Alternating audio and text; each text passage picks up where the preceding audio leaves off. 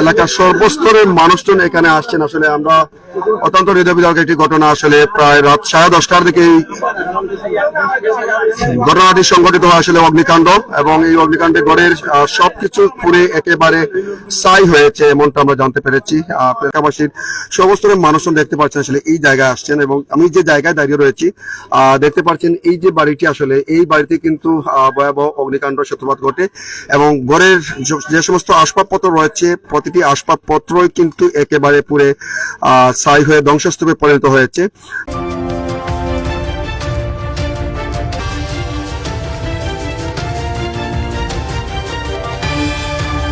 আমাদের 7 নং ওয়ার্ডের বন খোলাপাড়া এই হুসেন ভাইয়ের বাসা।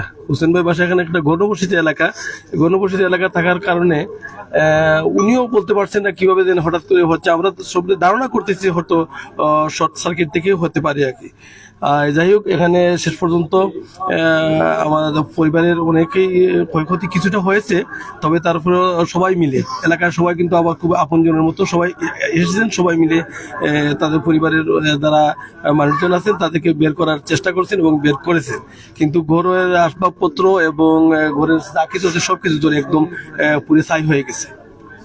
আসলে এই ঘটনাটা কখন ঘটেছিল একটু যদি বলেন যদি। আসলে অনুমান 10টা দিকে হবে, 10:40 দিকে। এগুলো তো ফায়ার সার্ভিসের ইউনিটরা আসছে, আসলে তারা কেমন তারা আসছে, তাদেরকে সাথে সাথে জানানো হয়েছে, কিন্তু তারা আসতে একটু লেট হয়েছে এবং তাদের এখানে গাড়িতে ঢুকতেও সময় লাগছে বেশি, এবং তাদের কাছে লাইটও ছিল না, রাস্তাও সরু ছিল, এবং পানির ব্যবস্থা এখানে হঠাৎ করে না পাওয়ার কারণে আমার পাশের বাসা, আমাদের এখানে রফিক ভাই বাসা আছে, তার বাসার ডিপ টিউবওয়েলের থেকে সরাসরি পানি উঠিয়ে ব্যবস্থা নেওয়া হয়েছে। এবং এলাকাতে আমাদের যারা ছিল, আমাদের অলি ভাই, আমাদের রিপন ভাই, আমাদের আশপাশে যারা আছে, পারভেজ ভাই, কয়েস ভাই, শাকিল ভাই, এরা সবাই আমাদের ইহসান ভাইকে সহযোগিতা করছেন। আমরা খবর পেয়ে সাথে চলে আসলাম, এসে তো দেখছি আলহামদুলিল্লাহ মোটামুটি সবাই চেষ্টা করছেন। এলাকার যারা আছে, গণ্যমান্য ব্যক্তিবর্গ যারা আছে সবাই আসছে, সবাই এসে সহযোগিতা করছে। কোনো মানুষজনের কোনো মানে ক্ষতি হয়েছে? মানুষ এমনি কিছুটা আহত হয়েছে, অনেকে আহত হয়েছেন। আমাদের পারভেজ ভাই কিছুটা আহত হয়েছেন, মানে এই শর্ট সার্কিট থেকে আগুনগুলা উদ্ধার করতে গিয়ে এবং ওইগুলা নিবানোর জন্য চেষ্টা করছেন। প্রথমে তারা ব্যর্থ হয়েছেন, তারপরে তারা মানে অনেকটা আহত হয়েছেন অনেকে। তখন আপনি কোথায় ছিলেন? আসলে আমি বাইরে ছিলাম, বাইরে থেকে এসে দেখি যে আমার ঘর সারা আগুন। এই মুহূর্তে কিন্তু আমি বাসায় ছিলাম না, যে সময় ঘরের মাঝে আগুন ছিল তখন এই মুহূর্তে আমি কিন্তু বাসায় ছিলাম না, বাইরে ছিলাম। আমি বাইরে এসে দেখি যে অনেক মানুষ এখানে তোলা, যে গেলাম কি তা, তখন আমার ফ্যামিলি পরে যে আমার বাচ্চা একটা রয়েছে, তখন আমি এখানে চিৎকার করে এলাম, দেখলাম যে সারা ঘরেরই আগুন।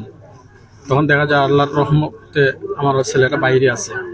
এটা আসলে লাখো কোটি শুকরিয়া যেন আল্লাহ এতটুকু সেভ করছে যে আমার বাচ্চা কাচ্চার আমি সেভ করতাম পারছি। আমি মনে করি এই যারা বাসা আছে তারা আগামীতে চিন্তা ভাবনা করেন নিজেদের জীবন রক্ষার জন্য, বাসা রক্ষার জন্য, বাচ্চাদের রক্ষার জন্য। কারণ এখানে যে বয়স্ক লোক ছিলেন উনি 100 অনূর্ধ্ব মানুষ ছিলেন, ওনার রুমেই প্রথমে আগুনটা, এই যেখানে বোর্ড ছিল সেই বোর্ড থেকেই আগুনটার উৎপত্তি হয়েছে যতটুকু শুনতে পারলাম।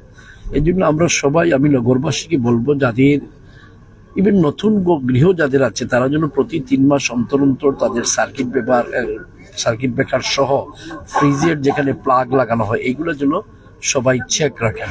আর বিশেষ করে যে সমস্ত বাসা পুরানো বাসা আছে সেইগুলোর ব্যাপারে তো বাড়তি সতর্কতা নিতে হবে। বাড়তি সতর্কতা যদি না নেন তাহলে এই ধরনের ঘটনা আরো নগরীতে ঘটতে পারে।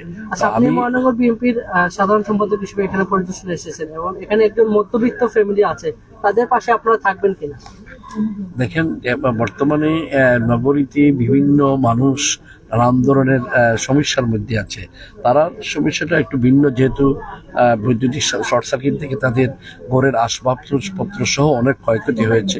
সেগুলো দেখা যাক কি করা যায়।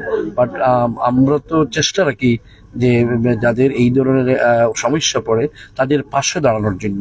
হয়তো তাদের যতটুকু দাঁড়ানো হবে সেটা হয়তো ফুলফিল হবে না, কিন্তু এই ধরনের ক্ষেত্রে মানুষের পাশে দাঁড়ানোই হচ্ছে তো রাজনীতি। তো চেষ্টা করবো ইনশাল্লাহ তাদের পাশে দাঁড়ানোর। আরেকটি বিষয় জানার চেষ্টা করবো, এই যে বনকলাপাড়া 7 নম্বর ওয়ার্ড যেটি জনবসতিপূর্ণ এলাকা, এবং এখানে রাস্তার যে অবস্থা আমি দেখলাম, আসলে এখানে অত্যন্ত নাজেহাল অবস্থা। যে এখানে একটি বড় ধরনের দুর্ঘটনা সংঘটিত হলে ফায়ার সার্ভিসের কোনো ধরনের যানবাহন এখানে প্রবেশ করতে পারবে না, সেই বিষয়টি কিভাবে দেখছেন? না, এটা তো আমি ইতিমধ্যে বললাম যে এখানে যে রাস্তা যেটা, সেখানে ফায়ার ব্রিগেড ঢোকার কোনো রাস্তাই নেই। এজন্য এই রাস্তা প্রশস্ত করার জন্য যারা এই দুনো সাইডে বসবাস করেন বা পিছনে যারা আছেন, তারা এই বিষয়ে চিন্তা ভাবনা করে। কারণ এই জায়গা, দুনো সাইডের জায়গা হচ্ছে ব্যক্তি মালিকানার জায়গা। তারা যদি তাদের বাসা বাড়ি রক্ষা, কারণ আজকে ওই বাসায় ধরছে, কালকে যে পার্শ্ববর্তী আরেক বাসায় ধরবে না তার কোনো নিশ্চয়তা নেই।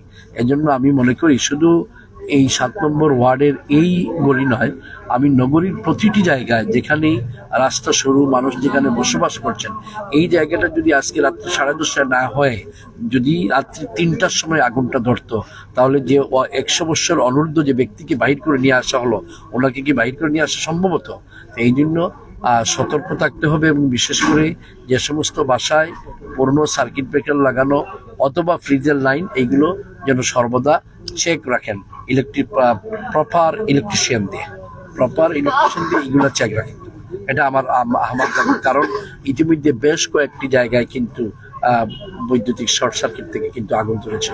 ওই দিন পাঠানটোলায় হলো, এর আজ থেকে প্রায় 4-5 দিন পূর্বে নগরীর 29 নম্বর ওয়ার্ডে সেখানে হলো একই অবস্থায়। এই জন্য আমরা এই নগরবাসীকে বলবো যে দয়া করে আপনাদের নিজ নিজ যেখানে বিদ্যুৎ বোর্ড আছে এবং সার্কিট ব্রেকার যে জায়গায় লাগানো আছে, ফ্রিজের যেখানে মাল্টিপল প্লাগ ব্যবহার করবেন, সেখানে আপনারা দয়া করে সতর্ক থাকবেন।